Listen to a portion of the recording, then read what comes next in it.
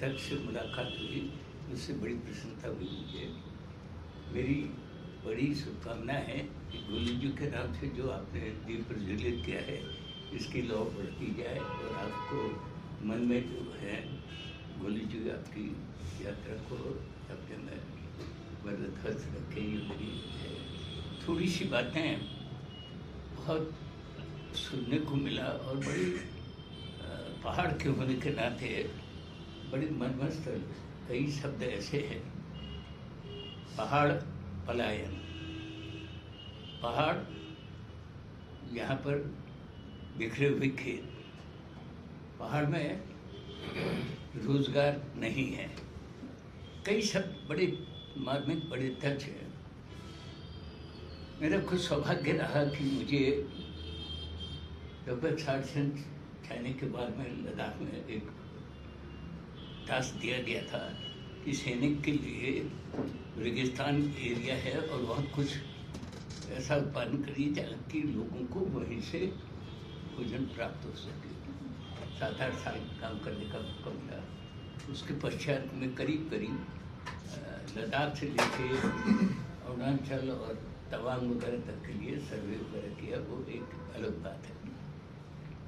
और इस पीरियड में लगातार पहाड़ और पहाड़ की समस्या और ये जो आपने विचार व्यक्त किए, इन पे मंथन आता रहता है। लेकिन मैं ये समझता हूँ इस सब का निदान साइंटिफिक वे में है। छोटी छोटी चीज़ें जैसे पलायन शब्द है।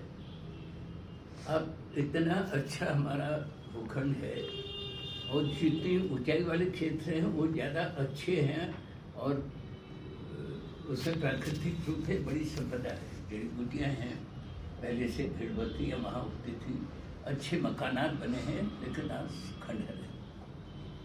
सौभाग्य की बात है, हम कह रहे हैं कि कौन करेगा।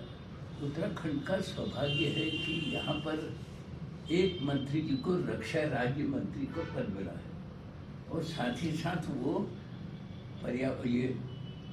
टूरिज्म के भी मंत्री हैं। ये एक उत्तराखंड का सौभाग्य है।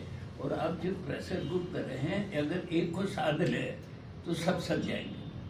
अगर वो महात्मा जी ये कार्य कर दे कि जितनी भी सेना हमारी उत्तराखंड में, मैं केवल उत्तराखंड की, वैसे तो सारे हिमालय की बात है, लेकिन अगर उत्तराखंड के लिए ही वो इतना कर दे कि जितनी वहाँ पर फौज है, जितने मेरा पैरामिलिट्री हुए हैं, उनकी साग सब्जी, ये फ्रेश मुर्गी, अंडे, मछलियाँ, बकरी, अगर उसका मैक्सिमम पोर्शन वहीं के किसानों से उत्पादित करने की एक ऑर्डर आदेश पारित कर दे, ये बड़ा गेम चेंजर हो जाता है। पहली चीज़ तो ये है, जो किसान कहता है, आपने कहा कि उसको बाजार का भाव उसके स्थान में नहीं, वो मेहनत भी करता है तो उसको कोई लाभ नहीं है। अगर लाभ नहीं है तो खेती करेगा क्यों? सबसे बड़ी चीज़ है, अगर उसको अपने ही स्थान में पैसा मिलने लगेगा तो वो हमेशा अपने खेती को बर्बाद नहीं होगा। एक छोटा पॉइंट है, अगर आपका प्रेशर ग्रुप उनसे एक आदेश, जो कि गलत आदेश नहीं है, कि जितने भी आप रहे हैं इसको ज़्यादा अनुभव कर सकते हैं, क्योंकि फौज ने वहाँ निरंतर रखना है, लड़ाई हो न हो, लेकिन फौज वहाँ रहेगी तो भोजन करेगी। और वो भोजन हमारे पर्वतीय, हमने इतना एक्सपीरियंस किया है कि 14 या 15,000 फीट तक की ऊंचाई में हम लोग खेती करने के लिए और टेक्नोलॉजी से सक्षम है, वो नॉलेज है। दूसरी चीज़ अभी आई थी बिखरे हुए खेत। बहुत अच्छी बात है अगर कंसोलिडेशन ऑफ होल्डिंग हो जाए। मान लो उसमें दिक्कत आ रही है तो क्यों न उसका भी लाभ उठाए। एक खेत दूर है, वहाँ पर एक फसल लगा दे, दूसरे खेत में दूसरी लगाए, उसमें क्या होगा, एक खेत को जंगली जानवर खाएंगे, नदी का खेत तो बच जाएगा, फिर भी आपके उत्पादन में कोई कमी नहीं आएगी। और आज के दिन में अगर हम वो संरक्षित खेती, जिसको पॉली हाउस वगैरह करते हैं, तो उसके लिए बड़े बड़े खेत नहीं चाहिए। वो आधे नाली, एक नाली के खेत भी जीवन यापन के लिए पर्याप्त पैदा कर सकते हैं। तो टेक्नोलॉजी ज़्यादा चेंज है। अभी यह था कि सुअर बकरी ये बंदरों से नुकसान हो जाता है। हम अब थोड़े से अपनी खेती बाड़ी को चेंज क्यों कर रहे हैं? कुछ एक्सपीरियंसेस हम लोगों ने किए। आपके बहुत तनाव खेत थे जहाँ धान की खेती अच्छी हो सकती थी, खासकर बर्गर घाटी, और उसमें वहाँ नुकसान कर देते, अंदर से कुछ नहीं मिल रहा था। तो हमने कहा भाई मछली पालन कर लो, थोड़ी जड़ी बूटी कर लो, कुछ वहाँ पर मुर्गी पालन जिसमें कि आप देख सकते हैं आपके नाते तो खाने बंदर अपने पहाड़ में कुछ कर दे, या कोई पॉलिसी ऐसे बनाए कि जंगल के एरिया में भी उनको कुछ खाने को मिल जाए। जैसे अखरोट है, पांगर है, कई चीज़ें हैं जो जंगल में हो सकती हैं, तो बंदर को टाइम नहीं मिलेगा कि खेती का नुकसान। ज़रा सा चेंजेस करने की आवश्यकता है, और ये कुछ लोगों ने जिसने प्रयास किया बड़े सफल हुए। यहाँ तक कि उन्होंने मछली पालन के साथ होम स्टे के 4-6 अपार्टमेंट बनाए, और लोग उनके घर में जाके बाहर से टूरिस्ट आते रहते हैं। दूर दराज के गांव की बात कर रहा हूँ। थर्ड चीज़ ये है जो हम ये कहते हैं एजुकेशन, और ये वहाँ पर ये वास्तव में समस्या है। पहाड़ में दो चीज़ बहुत, एक तो स्वास्थ्य, और स्वास्थ्य के बारे में भी हमें कुछ दूसरे ढंग से सोचना पड़ेगा। इतने ज़्यादा अस्पताल खोलने से बीमारी का निदान नहीं निकलेगा। मेरे तो याद में, मैं अनुभव कर रहने वाला हूँ, वहाँ पर एक फौजी कैप्टन साहब रिटायर्ड होके, वो एक डॉक्टर था खजान करके थापा जी, वो एक अल्मोड़े में खजाड़ी की तरफ रहते, तो एक राउंड सुबह रास्ता रहेंगे तो आधे बाजार वो मरीजों को चेक करते थे। शाम को वो घूमने जाएंगे तो दूसरी तरफ से जाएंगे, और वहाँ पर हर किस्म के हर रोगियों का इलाज हो जाता था। आज अस्पताल भी है, मेडिकल कॉलेज बना रहे हैं, लेकिन एक बीमार अगर चले जाएंगे, अगर आँख का तबियत है तो कहेगा भी मैं आँख का ये पेशेंट, पेट वाली किसी और, ये सब चीज़ों का एक निकाल ले रहा था। हमारे पास प्रकृति अच्छी है, हम उनको क्यों ना अच्छा न्यूट्रिशन दें, हमारे पास हमसे, हम उनको, हमारे यहाँ स्वच्छ जल है, हमारे यहाँ आबो हवा है, हमारे यहाँ सनशाइन है, हमारे पास उर्वरक जमीन है, तो क्यों न इसका लाभ उठा के हम कॉन्सेप्ट चेंज करें कि वेलनेस सेंटर खुले, अच्छा भोजन ऑर्गेनिक खाना दें, और उससे पैसा उत्पादन से।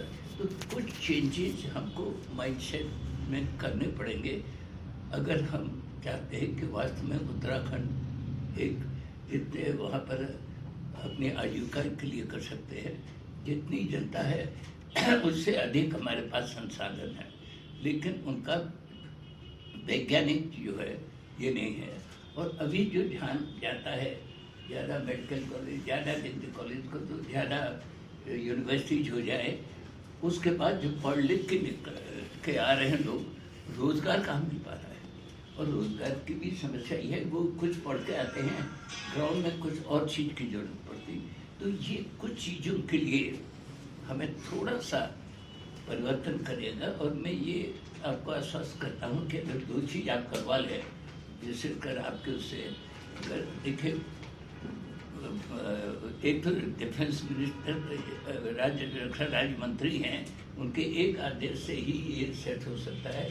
और आर्मी जो खरीदती है बहुत ज़्यादा, दो चीज़ के लाभ होंगे, एक तो उनको फ्रेश मिलेगा, और दूसरे इतने ट्रक जो हटा रहा है धारचूला, मंसारी और ऊपर नारायण आश्रम वगैरह तक खाना ले जा रहे हैं, वो पोल्यूशन बचेगा। वो पेट्रोल जो कि विदेशी मुद्रा से खरीदते हैं उसकी बचत होगी। तो बहुत बड़ा भारी समस्या नहीं है, एक सोच के उसमें एक्शन की बात है। तो दूसरी चीज़ है वो टूरिज्म के भी है, तो क्यों न प्राकृतिक टूरिज्म को वहाँ पर ज़्यादा बढ़ाया जाए। अभी मंदिर की बात करें, बुद्ध के स्थान की चर्चा हो रही है, तो कुछ वो लिबरल हो जाए जिसमें भारत सरकार के पास पैसे की कमी नहीं है, पैसे को सही जगह में सही आदमी को मिलेगी। ये सब सारे गांव बॉर्डर के जितने अच्छे उपजाऊ घर हैं, इतने अच्छे घर हैं, सब खुदा घर हो गए। क्यों ना उनको प्रायोरिटी के बेसिस में फिर इंसेंटिव दे, उसके बाद टेक्नोलॉजी दे, और अगर उनका उत्पादन वहीं पर बिक जाता है तो मैं समझता हूँ कि 1 आध साल के ही भीतर आप देखेंगे ये सब चीज़ों का हमको निदान मिल जाएगा। ये मेरे समझ में आता है कि अगर वैज्ञानिक दृष्टिकोण से हम काम करें, कुछ असंभव चीज़ जैसे हम दे रहे हैं कंसोलिडेशन ऑफ फूड खेतों में, अच्छी बात हो जाए तो इससे बढ़िया क्या चीज़, लेकिन उसी के पीछे नहीं हो पा रहा तो क्या शॉर्टकट उठा लें। तो जो खेत है जहाँ भी बचे हुए हैं उसमें दो लाभ ये हो सकते हैं कि यहाँ पर अगर ओला पड़ गया, दूसरा खेत बच गया, वहाँ से कुछ तो मिल जाएगा। इतना ही है कि दूर दराज जाना पड़ेगा, उसके भी उसके निदान हो सकता है, ऐसे संभव बात नहीं। तो थोड़ा सा मैं समझता हूँ कि इस एलाइट ग्रुप में मुझे सौभाग्य मिला है। अगर थोड़ा सा ऐसी माइंडसेट को चेंज करके सरकार के ऊपर प्रेशर दिया जाए कि सब ये अवसर फिर नहीं मिले। जो यहाँ के मंत्री जी हैं या अमित है, टाइम तो निकल जाता है, सबसे उनके लिए वेट नहीं करा।